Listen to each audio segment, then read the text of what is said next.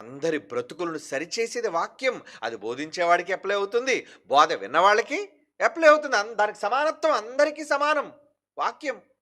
ఏదో బోధించేవాడికి ఒక రూలు, లేనివాడికి ఒక రూల్ అంటే ఏమి లేదండి. దేవుడి దగ్గర ఆల్ ఆర్ ఈక్వల్. అందరూ సమానం. మరలాంటప్పుడు నన్నే అంటున్నారు, నన్నే అంటున్నారు. ఈరోజు చాలామంది కంప్లెయింట్లు కూడా ఏంటంటే, మా కోసం ప్రసంగం చేశారండి. మా కోసం తిట్టారండి. మమ్మల్ని అనరాని మాటలు అన్నారండి. అలాగని అనలేని వాళ్ళు కూడా లేకుండా పోలేదండి.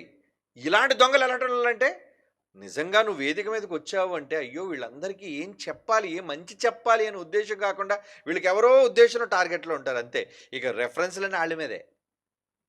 100 మందుంటే 99 మంది కోసం వదిలేసి, ఆ ఒక్కడి కోసం ప్రసంగం చేస్తావా? నీకు బుద్ధుందా? ఏవండీ? ఇలాంటోళ్ళు లేరా? దొంగ బోధకులున్నారు ఇలాంటోళ్ళు కూడా. పని పాటేమి లేదు.